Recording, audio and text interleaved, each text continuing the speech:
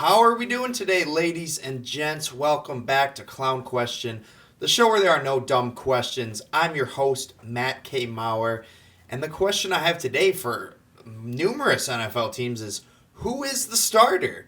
I'll attempt to answer that question in addition to some other questions. I will also be having on little bro, my little brother, Jona Maurer, will be joining us on the podcast for an in-person podcast. Finally got a new microphone, so I think it's maybe the best audio I've had from an in-person interview thus far. So excited for that. Hope you are too. Who's down to clown?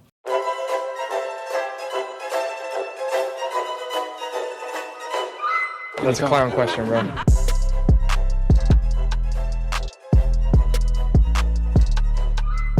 So who is the starter? I've got a list of 4 different teams here who have made a decision this week at quarterback to make a change here. The most notable one obviously being Michael Penix Jr. will be replacing Kirk Cousins.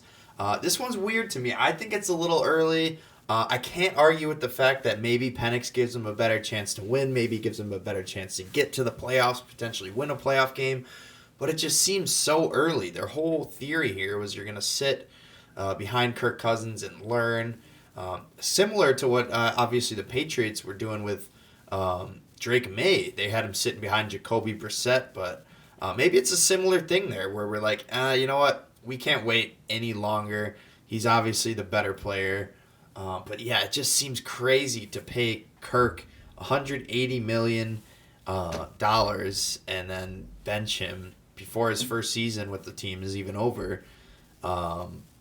I don't know. I just think one of two things is going to happen. I think A, Penix is great, and he's a starter for the rest of the time, and Kirk Cousins is a backup, and they paid him $180 million for nothing.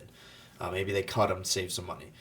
B, you play Penix, and then he doesn't play well. You go back to Kirk, and then I think you're hurting Penix's confidence. So both not ideal scenarios. Hopefully there's a third option where both of them can succeed, but I don't know. In a QB controversy, usually there's only one winner, unfortunately. And that winner right now is Michael Penix.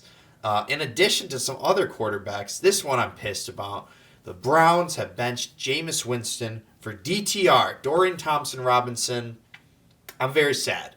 Jameis evidently threw too many interceptions for the Browns to move forward with him again.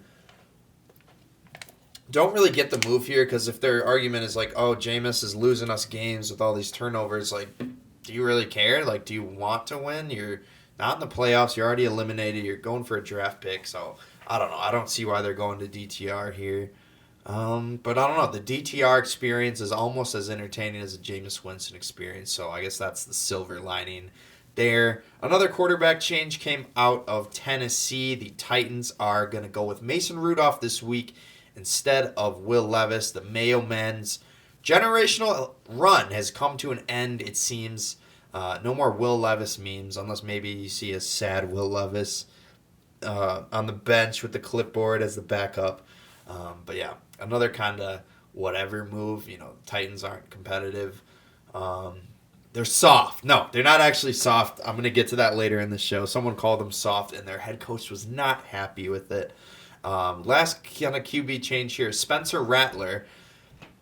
I don't know why Jake Haener started in the first place. He's horrible. He's just as much of a meme as he was with those ridiculous team media day pictures where he's I don't know what he was doing in those. Just kind of he was serving looks, I guess. He was serving looks. That's what the kids would say, but. Yeah, they made the right decision going back to Spencer Rattler.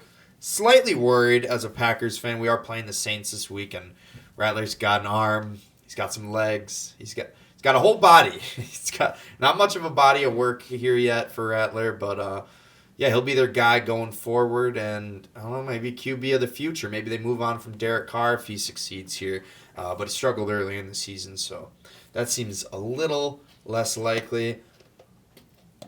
Only other real starter question here is Geno Smith, question mark, Sam Howell, question mark. We don't know who's starting. I think Geno's going to play this week, but if not, it'll be Sam Howell. And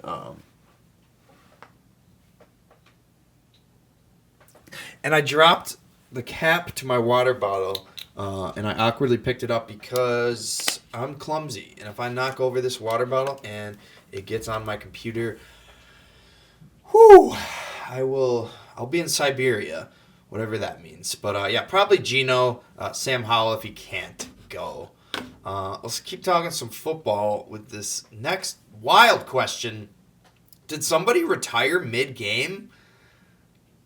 Maybe. I don't know. So obviously Deontay Johnson, he was in the news earlier this year because he refused to enter a game for the Ravens, just didn't want to play. That same thing happened this week, this past Thursday night. My man, who I'm a big fan of, Devondre Campbell, I got his jersey on right now, the former Packer.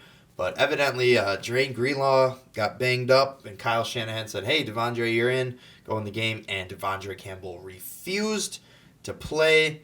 Tough look for a guy whose jersey you own. You don't like to see that. But I don't know. The assumption here is that he was mad that Dre Greenlaw took his spot when Dre Greenlaw came back from injury. And he just kind of felt slighted by that and didn't want to play, I guess. Yeah, but I don't know what actually happened here. I don't know what happened with Deontay Johnson and Devondre. Deontay and Devondre, they both are the mid-game retirees. I don't think they actually pulled Antonio Brown, but I don't know. I don't have anything. There's not really much to go on the story because all the coaches said is they refused to play. We don't know the reasoning for Campbell or Deontay Johnson. Maybe one day we can get Deontay or Devondre on the podcast, and I can ask them about it. Who knows? Maybe it's mental health related. Not something I want to talk on what I hope is a sports comedy podcast, but that could be part of it. But yeah, all the 49ers teammates kind of throwing Devondre under the bus. They're like, I don't want to play with a guy who doesn't want to play. But I don't know. Maybe there's more to it. We'll see if Devondre goes on one of his infamous Twitter rants and kind of defends himself there. But yeah, Deontay Johnson, the Ravens have mutually agreed to excuse Deontay Johnson from team activities. So pretty much gone. Same thing with Devondre Campbell. They basically suspended him the last 3 games of the season in addition to pre-firing him. I don't know if they actually cut him, but they basically said, we're going to cut you. I guess you have to serve the suspension and then get cut. Maybe they don't want him to just go fuck off to another team. They're just that mad at him. Maybe costing the game. It was a 12-6 game. You know, that was winnable game for them. And yeah, sad to see Devondre Campbell do that as one of my favorite players. But let's talk some coaching. Who's coaching now? That's my question. We got 2 coaches I want to talk about here. Bill Belichick. He's going to college. NC. North Carolina, UNC has signed Bill Belichick to a deal for X years. I don't know how long. But I don't know. Maybe the idea here for Belichick is to succeed a little in college, get a little more street cred, make his way back to the NFL. Kind of surprising move to me. I didn't think he would make I don't know if you want to call it a downward move like that. Maybe it's not a lateral move either because that'd be NFL. But yeah, it was surprising to me. I kind of thought he would land with a team in the NFL. But yeah, UNC, they're going to be hype. He's going to be bringing the recruits, obviously bringing the coaching, one of the greatest coaching minds of all time.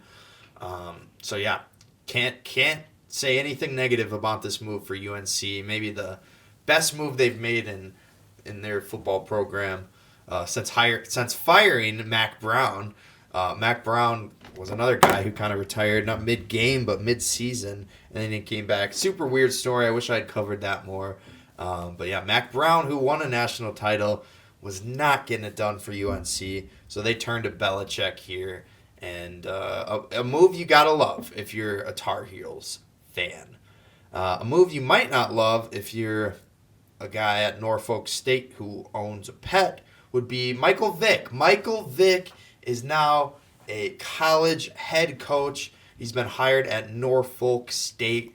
The dogs are barking. I don't know. Pretty low-hanging fruit for me to bring in a Michael Vick dog joke. Should we forgive him? Because I've heard he donates to dog foundations and whatnot. Who knows? But all I know is every single college student will be chirping him, and maybe not chirping him. They might just bark at him because that's a great way to troll Mike Vick, who is obviously infamous for his dog rings, his dog fighting rings. Yeah, that's all I have to say on Norfolk State. You hired a dog fighter. He's got that dog in him. Or, well, he's got that dog in the ring. He's got that dog in there. So, yeah, I guess, I don't know, probably a good move for Norfolk State. He's a great football mind. Played in the league for 10, 15 years. So, good hire. But you're going to get a bad choir from any opposing fan who gets a chance to chirp Vic. I'm sure there's a huge rivalry at Norfolk State with someone, and they'll make use of this low-hanging fruit to make fun of Mike Vick for. Let's get to mostly MLB, a little bit of NBA. How many damn trades were there? There were so many. Let me count them out. 1, 2, 3, 4, 5, 6. I count 6 trades here. There were so many. The one that irked me the most was Devin Williams has been traded to the Yankees in exchange for Nestor Cortez and Caleb Durbin. I don't know a lot about Caleb Durbin. Nestor Cortez has been a great starting pitcher, so you like that there. But really sad for me to see Devin Williams go, our premier closer, one of the best closers in the league. The Brewers traded him. Why? I don't know. I think this is the 3rd year in a row we've traded one of the best pitchers in the league. Just traded away maybe the best closer in Devin Williams. Before that, last year, we traded away Corbin Burns, a Cy Young winner. Traded him away. And then before that, we had someone who a lot of people perceived as the best closer in baseball, Josh Hader. We all got him, shipped him off. Although Hader and Corbin Burns haven't been as good since leaving the Brewers. So maybe we made the right move here. Obviously, I and any Brewers fan was not happy with Devin Williams' performance in the playoffs, giving up that huge home run to Pete Alonso that kind of iced our season, ended it for us. So sad about Devin Williams, but I guess slightly excited about Nestor Cortez. Caleb Durbin, I got to look into you a little bit. But let's talk about more Yankees trades. We had Cody Bellinger traded from the Chicago Cubs. He will be a New York Yankee. Great outfielder, great hitter. The rich get richer, although I don't know if they're still as rich as when they had Juan Soto. I mean, I guess they're richer than when they had Juan Soto because they don't have to pay $700 million for a contract. But, yeah, they're staying rich. They'll be able to keep it afloat without Juan Soto because in addition to that, they signed Max Fried. Not a trade, I know, but they did sign pitcher Max Fried to an 8-year, $218 million deal with the Yankees. Don't have a ton to say on Max Fried. Don't have a ton to say on any of these baseball players. This is horrible analysis right now, I know. But yeah, Fried's a good player. All I know is that it was a bad contract, and I know that because I listened to Mike Francesa's podcast. That's right. The King has been urging me to listen to a little Mike Francesa for quite a while now, and I finally did it. And yeah, he said he likes Fried as a player, but he thinks the contract is horrible. So that's your Yankees talk. The Chicago Cubs, in addition to the Bellinger trade, made a trade for Kyle Tucker. The former Houston Astro will now be a Chicago Cub. One of the best outfielders in the league, hitting, fielding-wise, everything. So good for the Cubs. Maybe they can get back into contention, but I don't think so when you're playing my Brewers. I don't think so. 2 other trades. Garrett Crochet traded to the Red Sox. Good pitcher. No analysis there for you. Andres Jimenez has also been traded to the Blue Jays. Andres is a 3-time Gold Glover. I've had him on my fantasy baseball team at numerous points. He can steal bases. Good fielding second baseman. Good trade for the Blue Jays. And apologies, I didn't go through all the returns on these trades, but mostly it's probably just prospects or draft picks. So if I can't have analysis on like premier MLB names, I'm not going to have analysis on a prospect, unfortunately. Last trade I got was a NBA trade. The Warriors have traded for Dennis Schroeder in exchange for DeAnthony Melton and 3 second-round picks. Love Schroeder as a player. I was a fan of him on the Los Angeles Lakers when he was on my team. And yeah, he's a good point guard for them there. Maybe move Steph to shooting guard and put Schroeder at the point. But we'll see how that goes. Warriors dynasty is dead, so who the F really cares? Last question for y'all here is, have we gone soft? And I shouldn't say we, maybe I should say the state of Ohio. Have lawmakers gone soft? So there is an Ohio lawmaker that is attempting to make flag planting illegal. He wants to make it a felony. So Representative Josh Williams is the guy who introduced that. Representative Josh Williams, you're soft. You're soft as hell. He introduced the Ohio Sportsmanship Act on Tuesday. I don't know which two. That's two Tuesdays ago. An attempt to curb flag planting attempts, according to the Columbus Dispatch, part of USA Today Network. But here's a quote from Representative Josh Williams. I'm proud to introduce the Ohio Sportsmanship Act to make flag planting at midfield a felony in the state of Ohio. Behavior that incites violent brawls, and puts our law enforcement officers in danger has no place on the football field, Williams posted on X. Just hilarious. You're going to make it a felony? You're claiming that it incites riots? It doesn't incite riots. You know who incited the riots? Your players. They could have saw the flag plant and, jawed at Michigan a little bit and got off the field, but they took exception to it, and they got in a huge brawl with Michigan. Yeah, you can argue the flag planting is what started the brawl, but a brawl doesn't start until a punch gets thrown. And I'm pretty sure Ohio State threw the first punch when they saw that flag being planted at midfield. So, Josh Williams, you're soft AF. You're going to make that a felony? Come on, dude. Do something good with your time in Congress. Maybe help with the actual problems that the country is facing, economically and, socially and whatever. There's so many other things you can focus on, but you want to make flag planting a felony. Grow some balls. Stop being so soft. And take your L. You lost to Michigan. It sucks, but guess what? You're in the playoffs. So, stop being a little bitch. A lot of swear words in this episode, and there'll be even more swear words in today's First Year Interruption, which is, of course, always our first segment of the day. This First Year Interruption is with Titans head coach Brian Callahan. So basically, there was a reporter that asked the Titans head coach to comment on the fact that some people have called the Titans a soft team. And Brian had quite a bit to say on this matter. So here it is, First Year Interruption with Titans head coach Brian Callahan. I mean, you really want to get me going today? Yeah, I think, to be honest with you, I think it's complete and total bullshit, if you want my honest opinion. These guys are tough fuckers, man. They go after it every day. They play hard as hell. And there's at no point have we ever put on tape at any point this season that this is a soft football team. Like, I can't even wrap my mind around how that would even be a conversation. I mean, just because we don't win games doesn't mean we're soft. These guys play their ass off. They play hard. They play physical. You can ask any team that plays against us that when they come off the field, they know they played us.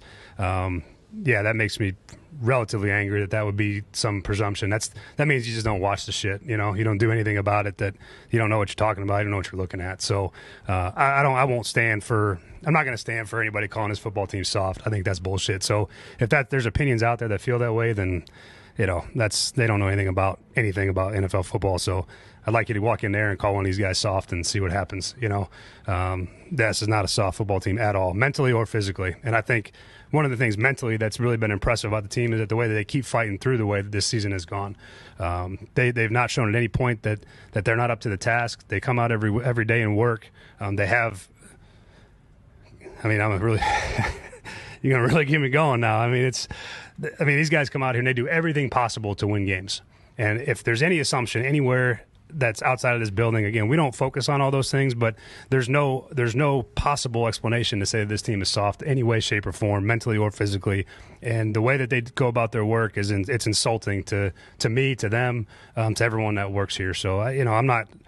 that no chance ever in hell would I ever admit that to be the case, and neither would anybody in this locker room. So you can kind of shove that one right up your ass, to be honest. So Shove that one right up your ass is what he said. All-time rant from Brian Callahan there. Totally agree with him. I would say there's no player in the NFL who is soft. Well, maybe Deontay Johnson, maybe Devondre Campbell. But yeah, his point is like we're not soft physically nor mentally.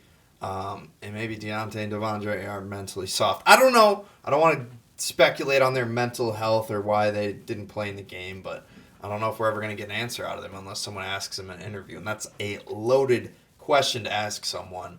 But yeah, shout out the Titans. Not having a great year, but Tavondre Sweat last week, a 350-pound nose tackle, took an interception or a fumble like 50 yards, rumbling and stumbling down the sideline. I was screaming, hoping he's just go, screaming, hoping he was going to get this insane return for a touchdown from a big man. But yeah, not quite a touchdown, but an awesome return nonetheless. Not a soft team at all. Yeah, totally agree with them. And who's calling the Titans soft? That's my real question. I don't know who called them it, but calling any NFL team soft is just kind of crazy. Even if you're the worst team in the league, you got dogs on that team. There's dogs on every team. Every team is tough. Playing in the NFL is tough. So whoever called them soft is way off base, and Brian Callahan was justified in his profanity-riddled rant there. So let's get to our interview. With my man, Jona Maurer, my little bro. We're going to be right back here on this couch, and I'm hoping, praying that this audio is way better than any audio has ever been before for an in-person podcast. But thanks again for pulling up, Jona. And here he is, Jona Maurer. All right. Now pulling up to the pod is a reoccurring guest in person again this time. It is my little brother, Jona Maurer. Jona, thank you for joining me on the podcast today. I appreciate it. Thank you for having me. Yes, sir. He's back from Clemson. He's going to be in the United Wisco State for a little bit here, or whatever you call it. He's big on slots. He loves Potawatomi. We went there the other night, so that was going to be, kind of my first just random question. Who's better at slots, you or our older brother Andrew? Because there's been some debate here. So who's better? Well, he's had more time to play. Obviously, slots are slots. It's a very luck-based game. But I'm going to go with Andrew because he's a big boy and he has big boy money and big boy money to play with. So, okay. I think so that makes him better because he has more money. Well, and I think historically he has probably won more than I have. Okay. What's you and Andrew are how are you good at slots? It's a game of chance, but you and Andrew, you guys claim to be skilled at this game of chance. How are you good?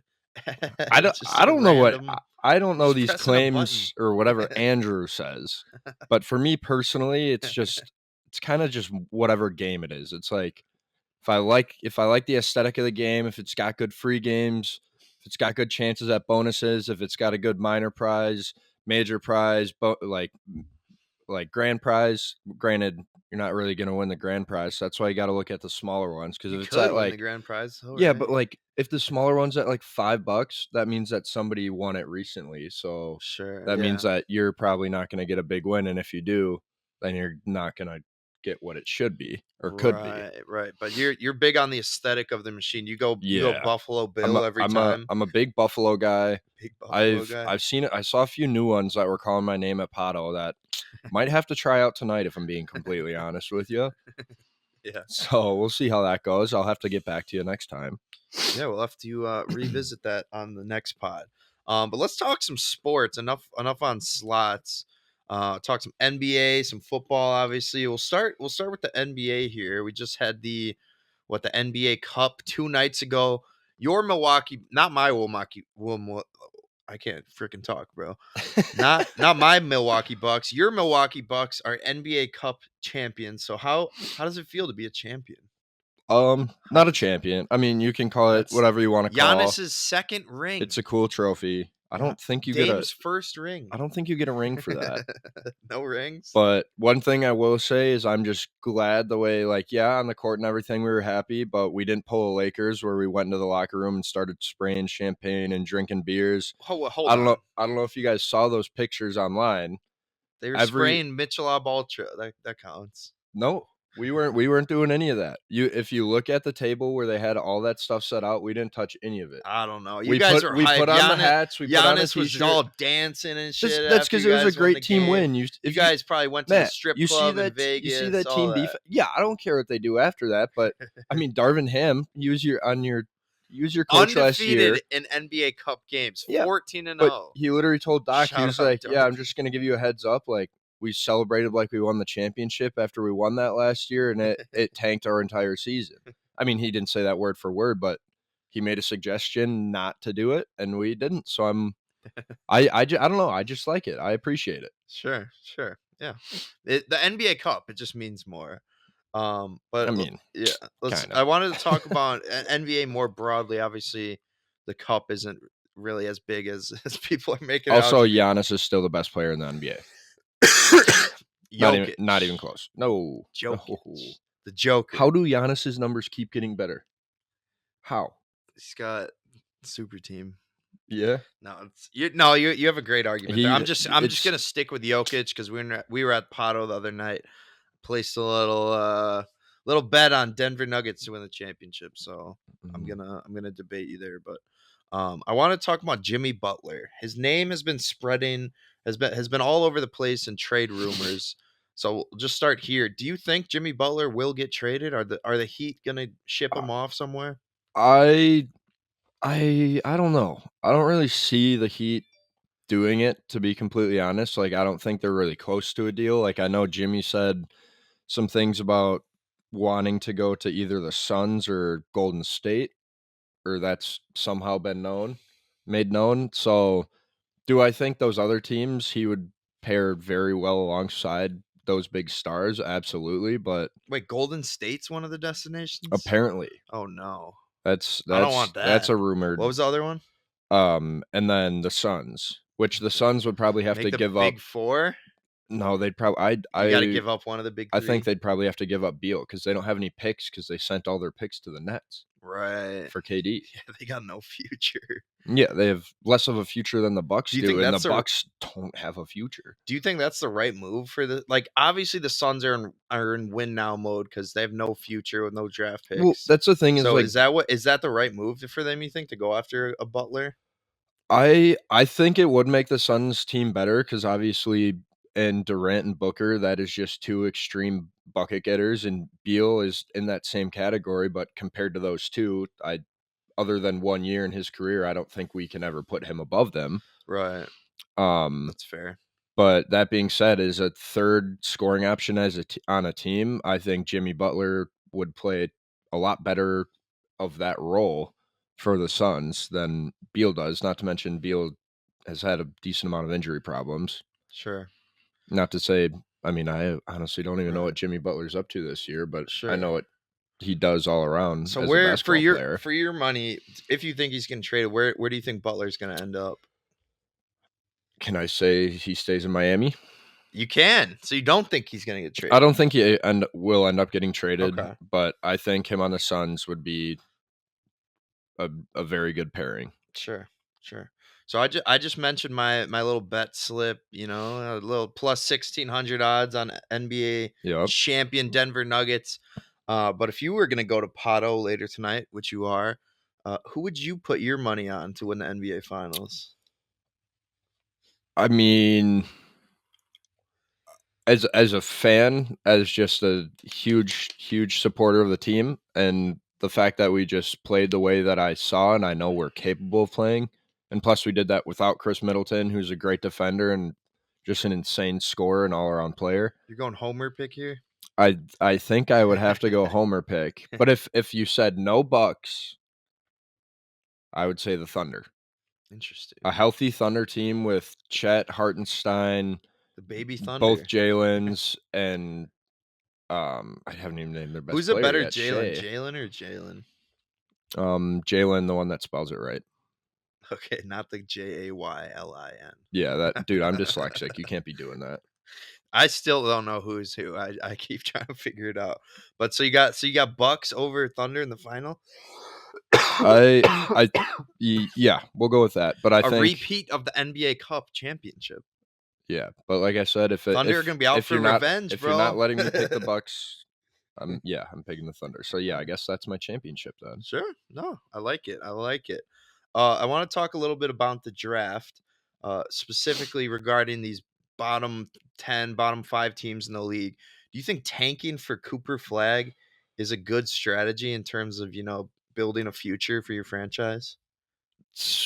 Would you tank for Coop if you're, the Pistons or the Wizards or whoever? I was going to say, I think it depends on who's already on that team. Because I don't think Cooper Flag's the type of guy that can go in there and be the number one guy.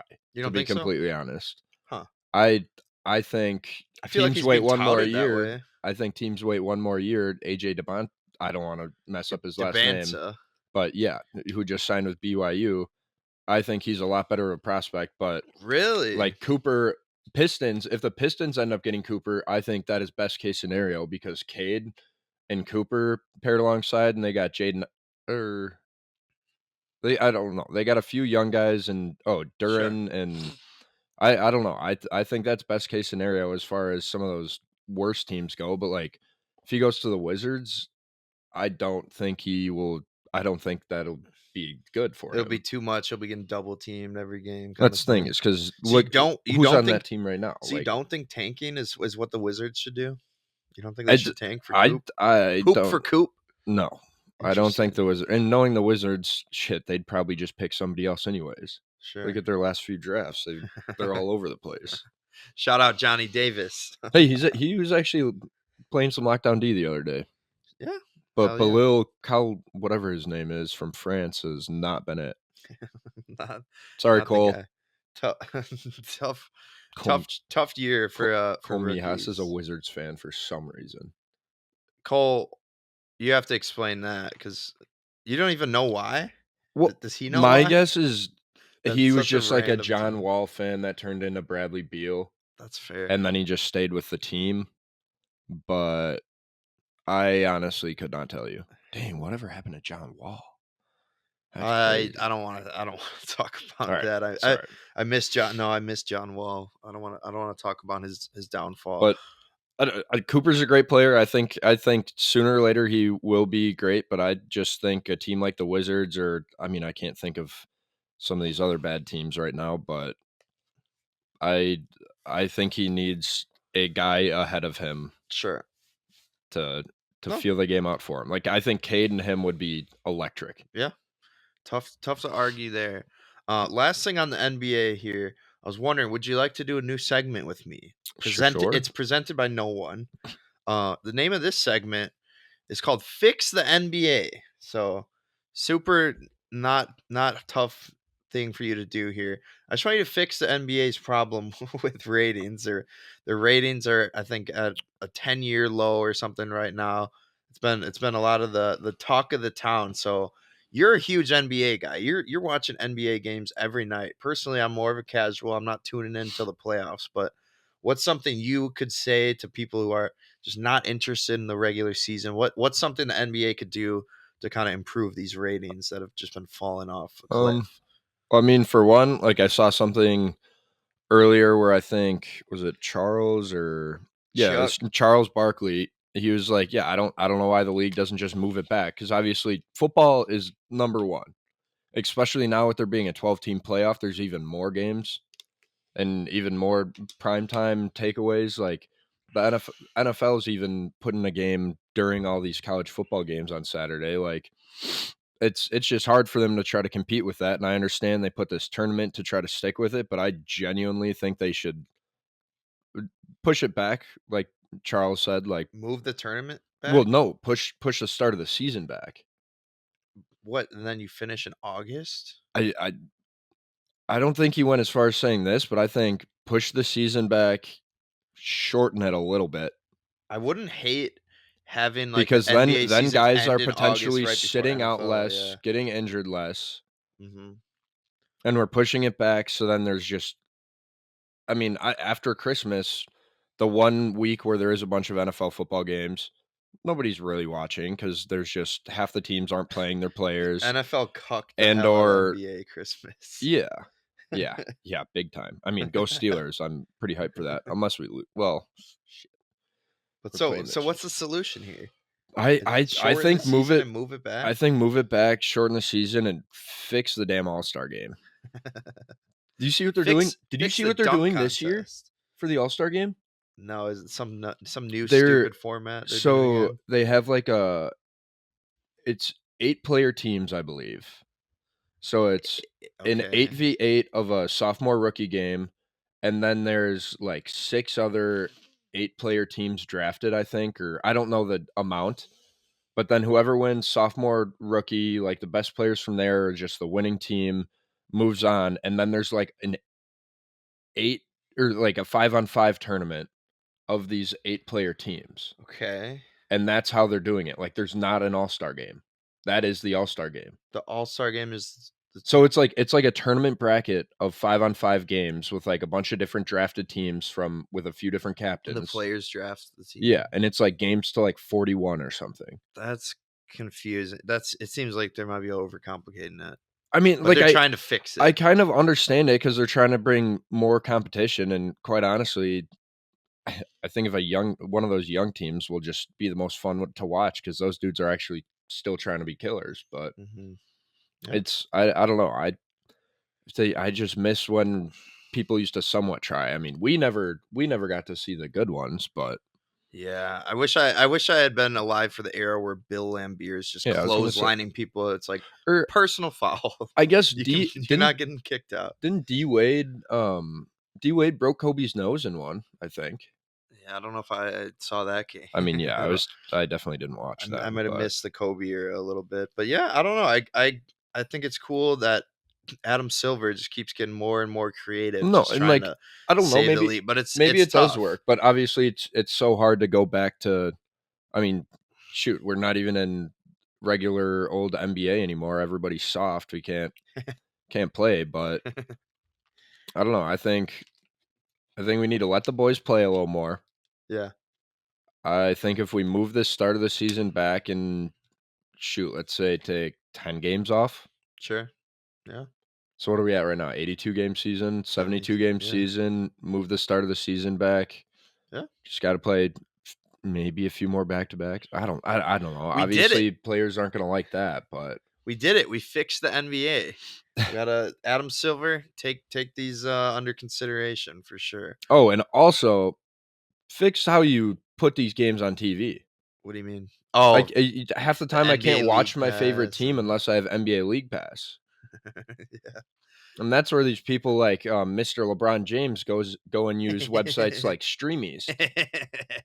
Dude, that is crazy that Bron. Hey, I never heard of those websites until Mr. LeBron James showed me. Like Bron, you really don't have the 200 mil a year. How about Bron coughs up a mil and all games are national? NBA.com is free to watch all games. Your ratings will go up then, big boss. I don't know if a mil would cover it, but we'll see. Run some ads during those. You'll be all right. Just need a mil from each player's salary. That might do it. But enough on the NBA. Let's talk some NFL. Starting with something that makes me very sad. Why did the Browns bench Jameis? Why? Why? He's a turnover machine, dude. But he's that's the Jameis Winston experience. That was the pre-Jameis Winston, pre-LASIK Jameis Winston experience. That wasn't supposed to be the post-LASIK Jameis Winston experience. Yeah, you'd think the LASIK would have improved that a bit, but yeah. I mean, I don't know. 10 picks in 4 games. Don't get me wrong. Like, obviously, I'm Steelers first guy. As like, I don't like the Browns as a franchise. Not a Myles Garrett guy. I love the Browns. But Jameis is electric, so I am a fan of him. I'm sad to see that happen because who did he get benched for? Dorian Thompson-Robinson. Okay. DTR. Yeah. Yeah, just not. That's tough.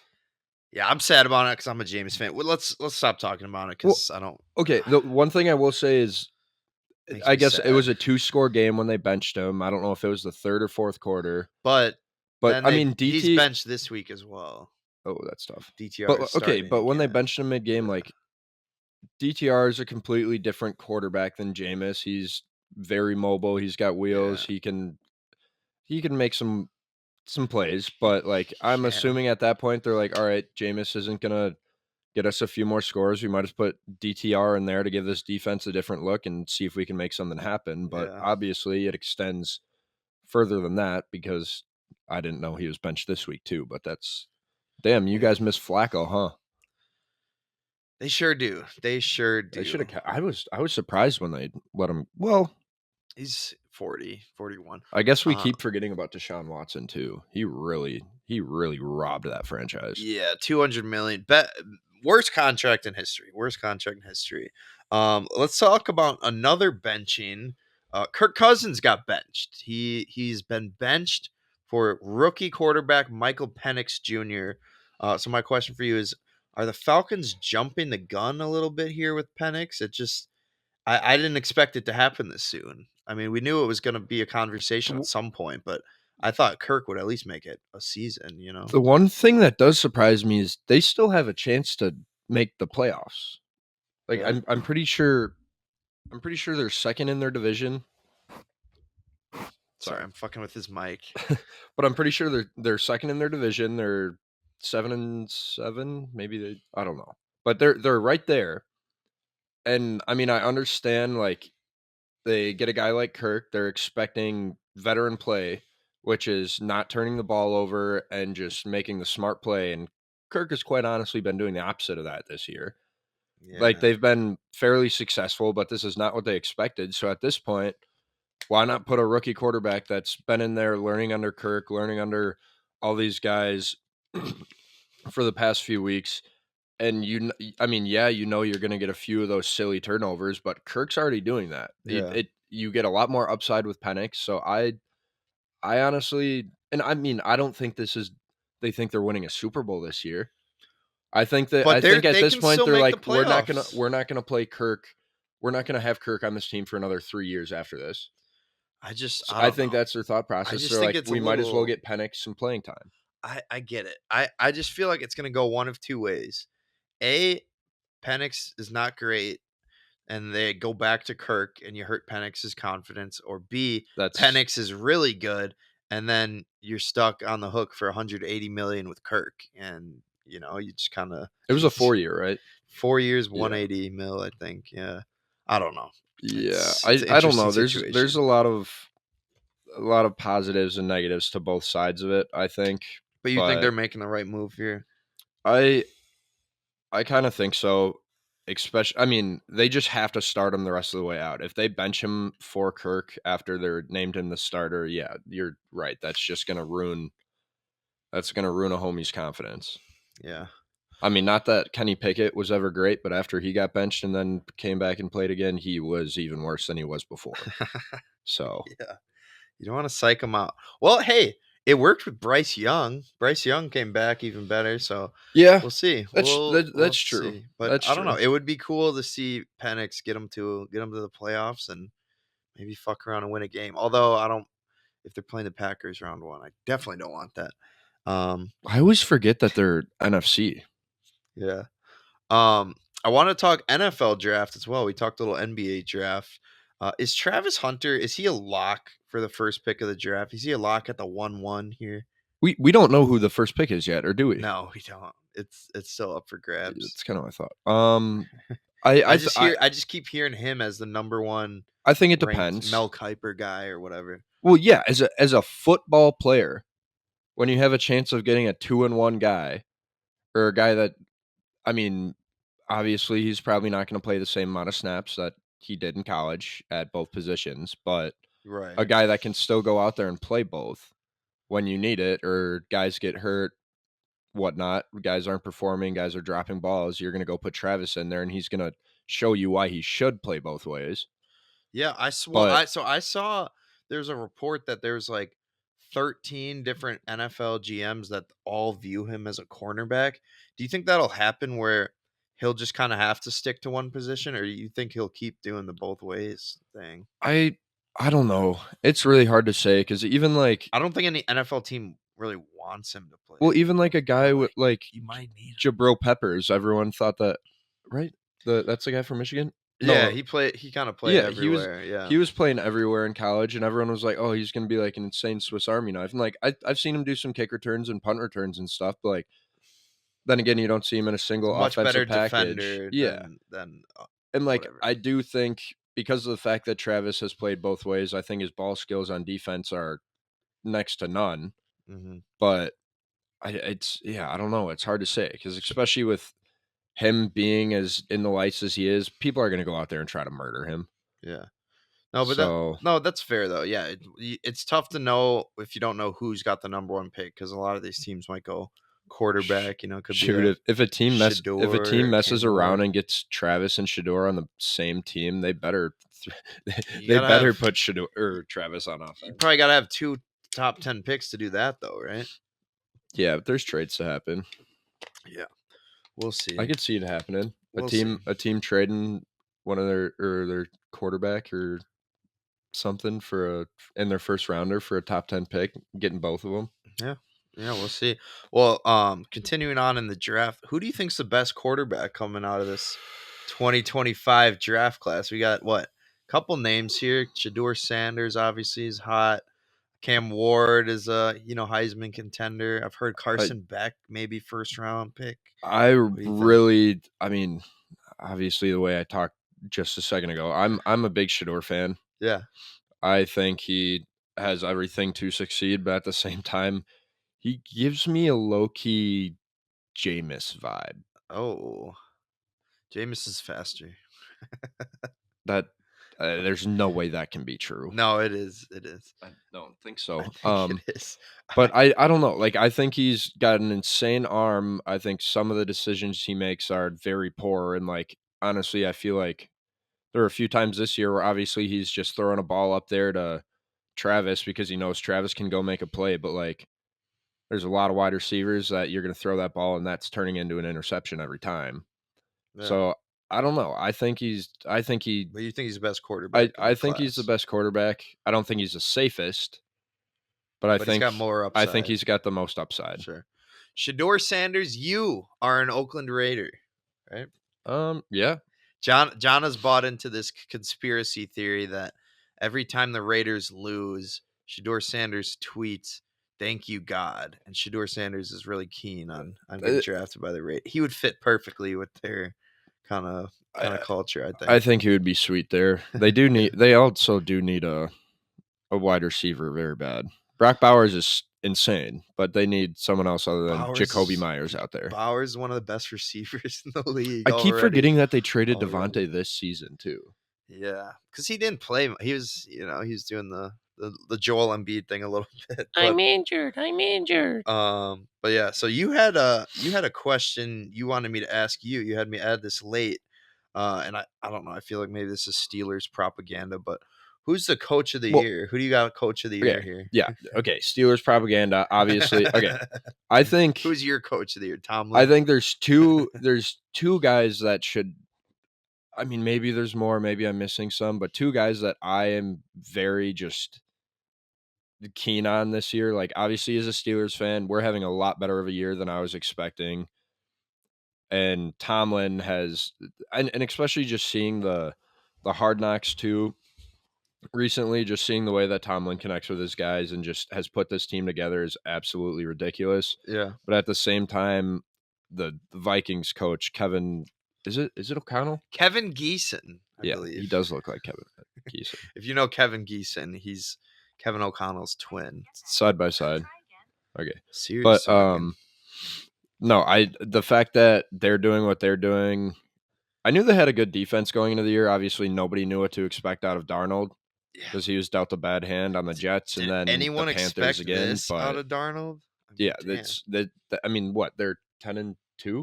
I think they're tied with the Lions now. After are they 10-2 or are they 11-2? No, they're like 12-2. Yeah, they're 12-2, tied with the Lions for first. Yeah, they're one hell of a team. And I mean, when you've got Darnold throwing 3 tutties to Addison and 2 tutties to Jefferson for 250 yards total. Got you feeling nicey? Yeah, it's insane. Absolutely ridiculous. So I mean, I think it's realistically between those 2 guys. Between Tomlin and O'Connell? I would Yeah. And I feel like Tomlin won't get it just because of the recency bias and I'm he's probably how many Coach of the Year awards has he already won? You guys also have the better division. Yeah. Because the Browns are cheeks. The Bengals somehow managed to lose every football game. Right. And then, I mean, Ravens are obviously a good team, but then, I mean, the Lions, Packers, and Vikings are all already at 10 wins. Yeah. That's ridiculous. The Bears are. Called it. I told you they were going to be bad. The Packers could win out, be 13-4, and still be in third place. It's insane. It's insane. But no, I like your call there with Kevin O'Connell. I think he's got a good chance to win there. He's been killing it. Let's keep talking a little bit about your team. Obviously, you guys had a scary injury in your game last week, so I haven't looked into it because I figured you've been monitoring it. He said he almost shed a tear during the game. He almost shed a tear during the game. So, what is the status on T.J. Watt's injury? What is the injury? It's not only T.J. Watt. Our number 1 DB, Deshaun Elliott, got injured last week too. Ooh, tough. But as of yesterday, I believe both of them were back at practice. Not full participants, but they were doing a few drills, along with Pickens, who has been out the last 2 weeks. Yeah. And but so Watt's not out for the season or anything? No. Watt, I saw that play. It was non-contact. I'm like, that guy just popped his Achilles. Yeah, I was pretty worried for it. I can't remember. But what exactly. Was it, like an ankle sprain or? Yeah, it said substantially broken ankle. Just a left ankle injury during a recent game. That's all I'm getting. He'll only miss a couple games, you think? Yeah, just limited in practice, and he's still uncertain for the game against Baltimore. He might play against. He hates the Ravens so much, he might just play. And I mean, X-rays did come back negative, but that's a positive. That's the thing is this game.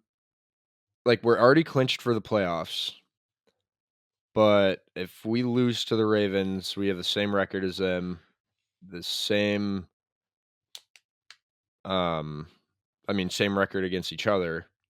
So it'll be what the tiebreaker. It'd probably be division record. Well, yeah, it's going to be division record, and we play the Bengals again, and we already lost to the Browns. The Browns, shout out Browns or the Browns. So it's a little sketchy, but I also don't want to rush any of the guys back. I mean, I really want Pickens to play because our offense looks non-existent when he is not there. Who's your number 1 when Pickens is gone? Is it Calvin Austin? No disrespect to Calvin Austin. I think at this point, no, and I absolutely love Calvin Austin. Is he the number 2? Coming into the year, I thought it was Pickens, Van, Calvin.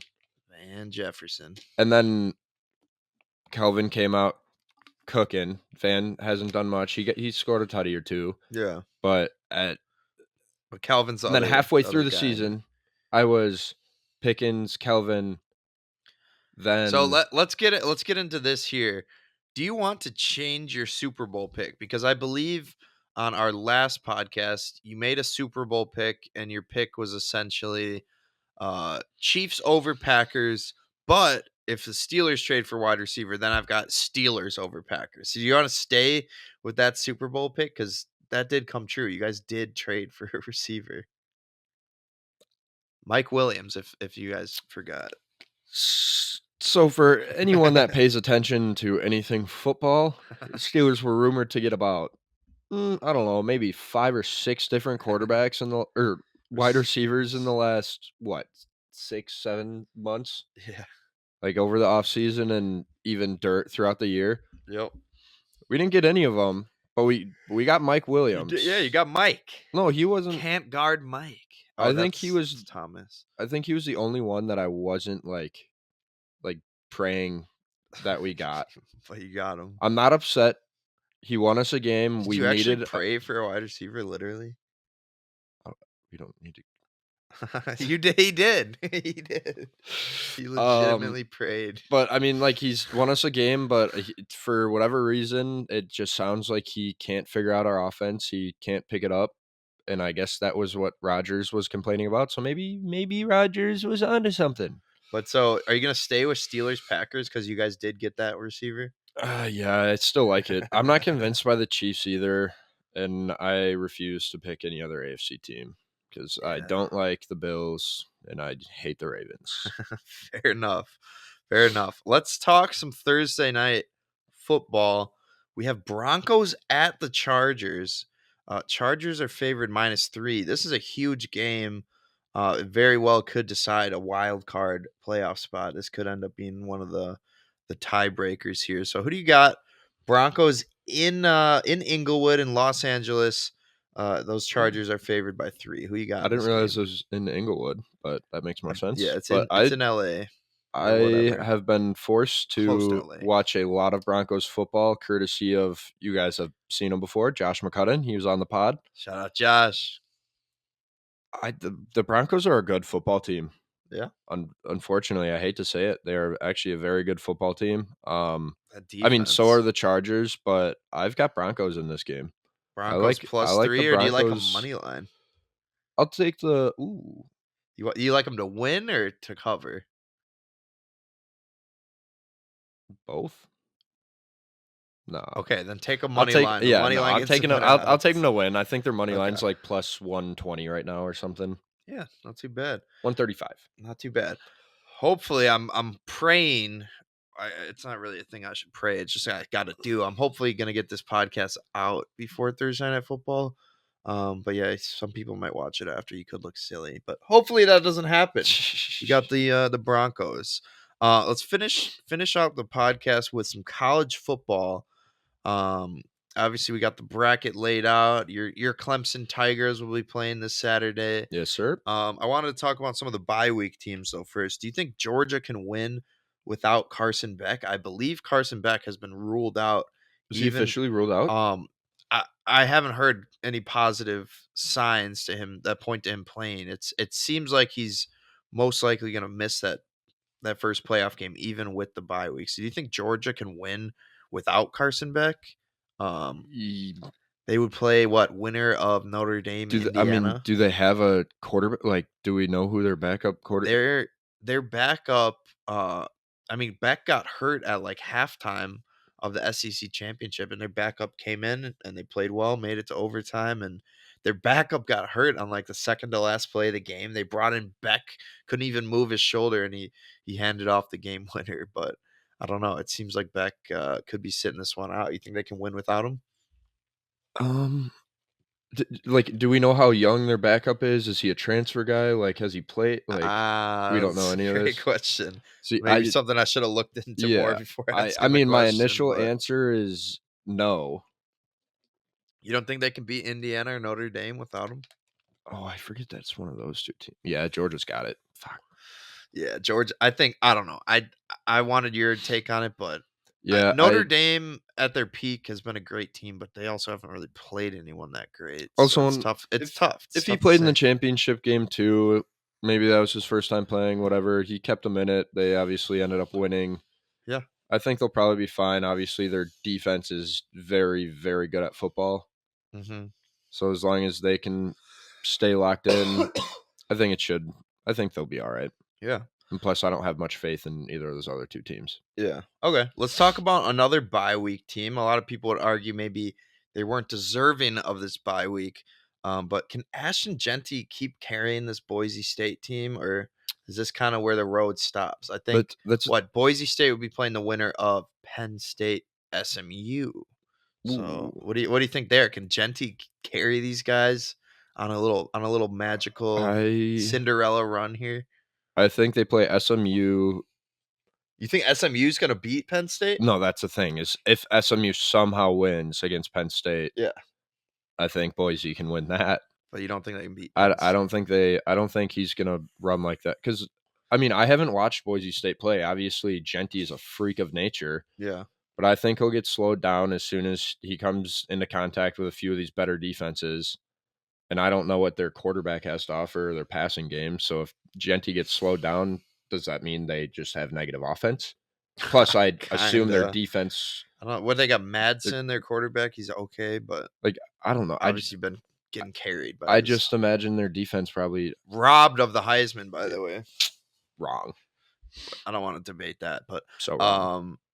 So what? Well, who do you got in that Penn State SMU game? Because obviously that's a huge factor. I'll take Penn State. Okay, so I don't know. It's kind of all on Genty's shoulders against the Nittany Lions, then, huh? And that's the thing is I don't know enough else about Boise. Like I don't know how their defense is. I don't know their quarterback. I don't know if they have any decent wide receivers. Like obviously that all anybody talks about is Genty, and I quite honestly haven't sat down and watched a game, but you should. He's very entertaining. But yeah, let's talk about some of the games this weekend. This is this is definitely a mean question.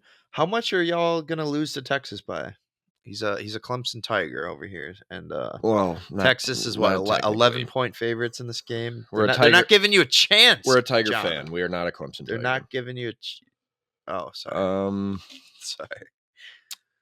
Yeah, I don't know. You don't feel good about it. Well, Texas is Texas, dude. They are a very good team. The last time we played this good of a team, obviously Georgia? Clemson. I mean, we lost to. Got their ass kicked by Georgia. You were at that game, right?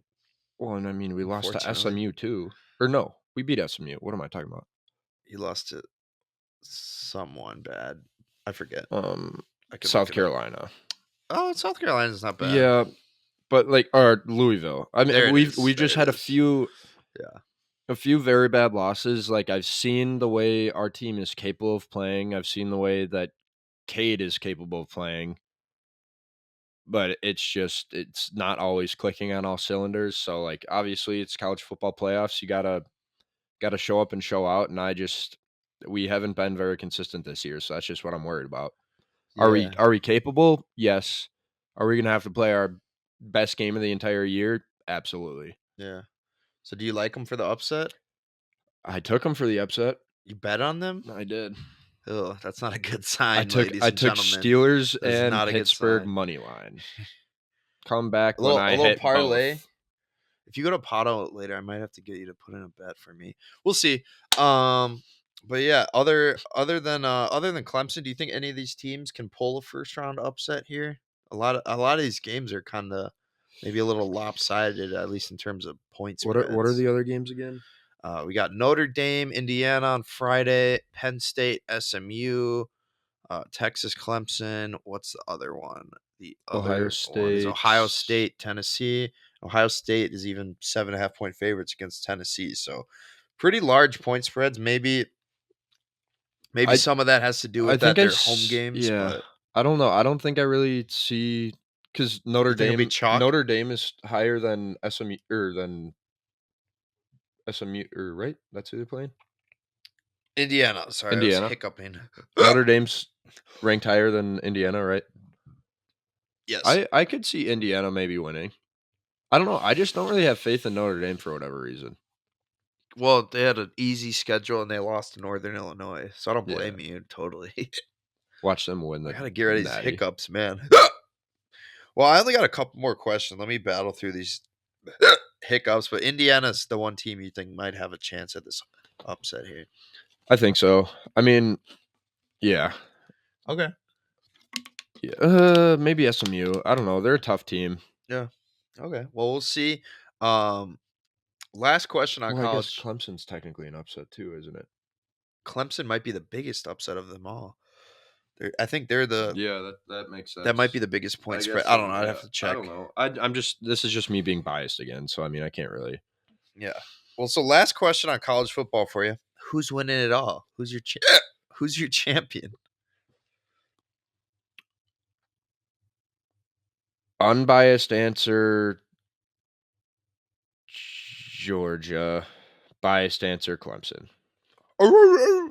Because that's the thing. I know we're so capable. It's just we got to be clicking on all cylinders, like I said, and I just haven't seen that too often this year. Fair enough. Tough to bet against the Georgia Bulldogs.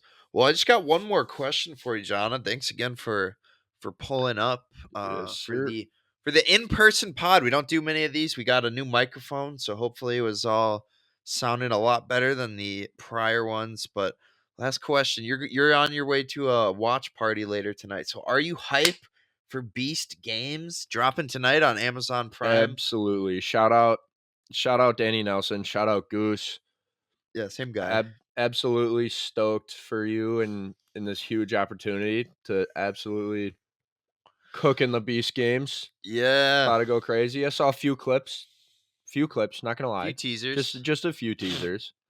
But go if people haven't heard of it, go check out on Amazon Prime. Look for number 385. That's Goose. That's the Goose. But yeah, should be awesome. I'm excited for it. And so you're gonna go to the watch party and then Potawatomi right after. Yeah, that sounds like the plan. Awesome. Well, win some slots, and I don't know if I want to do like a college football playoff parlay. I'm addicted to. What do you take? I'm addicted to legal sports betting. I got to Potawatomi. I didn't really hit a bet, but I pushed on the Falcons. So Are you like you just want to pick a winner? yeah, but I'm looking at all these college football games. The spreads are so large, so I'm like, I have no idea who to pick. I don't know. I don't know anything. I don't know much, but yeah, man. Good luck with the slots tonight, and yeah, you gotta let us know if you play any other games. But it sounds like you might just be sticking to slots. Yeah, right? I might have to like blackjack's fun, but that I'm always just fluctuating too much in there. I was cooking in blackjack. Yeah, you went crazy. I didn't go crazy. Accidentally. I literally lost the hand that I won all the money on, but I won the side bets, and they're like, "You just won $200." I'm like, "Really?" The pit boss comes over. She's like, "Seriously?" Like, but that was awesome. Also, this man hit on a hard 18 in blackjack. So they kept asking him, they're like, "Are you sure?" I had a few beverages in me, and sure. So I don't know what I was trying to do, but I doubled down on a hard 18. Wait, you doubled down and then you hit? I doubled down on a hard 18, which is an automatic hit, which I did not realize at the time. Yeah, the pit boss did ask you. And then she's like, "Are you counting cards?" Like, no, how did you do that? They asked me like 4 times. Like, "Are you sure?" I was like at that time they've already asked me like a bunch. It's like I might as well either just lose this hand or just look sweet. And then they flipped a 3 for me. Blackjack, baby. And the pit boss was pissed. The pit boss just let out a big was sigh and just like hell, was though. staring at me for a while. No, it was a different one at the time. Oh, you said you hit in. The pit boss is just. It was a dude. He was the guy's mad. just like, shh. Yeah, he was mad. Gotta be kidding me. Well, thanks, Jonna, for pulling up to the podcast. I hope people gleaned some wisdom. I hope the new microphone worked nicely, and absolutely, yeah, go. I'll root for Clemson. Okay, I will. He got really mad at me when I was rooting for SMU against Clemson, but I didn't want them to win. I wanted them to make it close because I wanted them to knock Alabama. That's exactly what happened. Who's the what? Who else are you going to root for at 3:00 on Saturday? SMU. No. Oh, Ravens. Okay, I'll root for the Steelers too because he's giving me. Also, PSA to Rachel Maurer: no more wearing your friend's Ravens stuff. Never again. Might have to disown you. See, this is where I disagree. I don't think Rachel has to like the Steelers just because you like them. She doesn't have to like the Steelers, but she can't wear Ravens stuff. She doesn't have to like them, but she can't wear Ravens stuff. Oh, dude, I need to get like a Lamar Jackson. That's like if her friend was a Bears fan and she started wearing Bears stuff, man. I need to get a Patrick. Actually, the Bears suck. I want to get a Patrick Queen split Ravens Steelers jersey. If Rachel came home in a Lions jersey, would you be pissed? Okay, maybe he has a point here. Yeah. I'd be pretty pissed. Yeah. Okay, maybe you have a point. All right, well, that's the interview. I've got to go snowblow. That's the podcast. Thanks again, Jonna, for pulling up to the podcast. Really appreciate it, brother. Rooting for Clemson. Hopefully, Texas doesn't beat the brakes off you, but gonna be a tough one. Gonna need to pull an all-time upset, a 12-5. The 12-5 matchup. That's usually that they say the most likely matchup to be an upset in college basketball. So maybe that translates to college football as well. But who knows? Let's finish out the show here with everyone's favorite moment of the week, the Goosebump moments of the week. Starting it off at number 10, we have Falcons DB Jesse Bates picking off the Raiders' Hail Mary attempt here. Three receivers to the right. Ritter drops way back, steps up, launches high to the end zone, jump ball again, and it's going to be intercepted, not batted down, caught in the end zone, and Atlanta is going to survive as Jesse Bates comes up with the game-clinching play in the end zone. Number 9, Tyler Hero hits a disgusting 3 to send the Heat to overtime. I think they still lost, though, but whatever. The Hero rises and fires and fills it up. Wow. Tyler Hero with 5.1 to play. Number 8, Devontae Adams escapes defenders for a 71-yard touchdown late in the fourth. He's got Devontae Adams. Adams is going to take it into the end zone for a Jets touchdown. And that deserves a wow. Number 7, Giannis Antetokounmpo makes a clutch block in the NBA Cup semifinal. Up top, Capella. Wow! Giannis! What a block! Number 6, Malachi Smith with the game-winning and one play for Dayton. Trying to get by the D. Takes it in. It's good. And he got fouled. And one! Wood Hicks fouls him. And Malachi Smith the chance to put the Flyers back in front. Number 1 in the country and makes the biggest play of the night for the basket, and the free throw is good. Number 5, Chase Hunter banks in a running 3 to send the game to overtime. Wow. Tigers got to go. Here comes Chase Hunter. He banks it in. He banked it in. 0.3 seconds to go. Number 4, Dylan Harper beats the buzzer to win it for Rutgers. In to win. Dylan Harper, the buzzer. Hello, how do you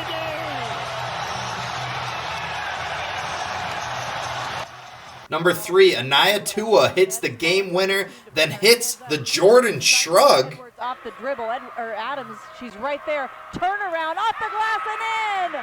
Oh my, Anaya Tua, what do you mean? The game-winning shot for California Baptist, Anaya Tua. Number 2, Jeremiah Fears wins the game for OU on a 4-point play. Fears will lift this one. Got it! He hit it! He hit it! And fouled, and he goes to the line, tied at 86 with 11 and a half seconds to go. And it goes down. And Oklahoma leads by 1. Number 1 moment of the week, Maximilian Kissel scores the walk-off golden goal as Vermont wins the championship. Championship 1v1 against Yannick! Oh my gosh, they do it! Don't call them Cinderella! You can call them national champs! For the first time ever!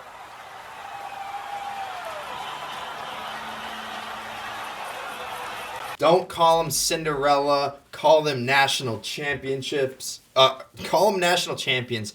Wow, I am stuttering like a MF on this podcast today. I can't stop stuttering. I don't know why I was stuttering all through that Goosebump moments of the week, but all-time moment there from Maximilian Kissel. That walk-off golden goal in OT to win the plucky underdog Vermont to win them the national championship in soccer, the NCAA title. You love to see it. Let's finish out the show here. We got our TNF Pick Thursday Night Football on Prime Video. This week it's Broncos at the Chargers. Chargers are 3-point favorites in Inglewood. My pick personally is going to be Broncos +3. The Chargers can't run the ball worth a damn since J.K. Dobbins got hurt. Although it's not like the Broncos can really run the ball much either. But if you take away the fact that he's thrown 9 more interceptions than him, I'd say Bo Nix is playing just as well as Justin Herbert this year. And I like Denver's defense to keep Herbert in check tonight. So I got the Broncos winning, covering. I guess that means I'm taking Broncos money line. And they'll be that much closer to a wild card spot. And after the win, they'll head back to something I wish I was right now, a mile high.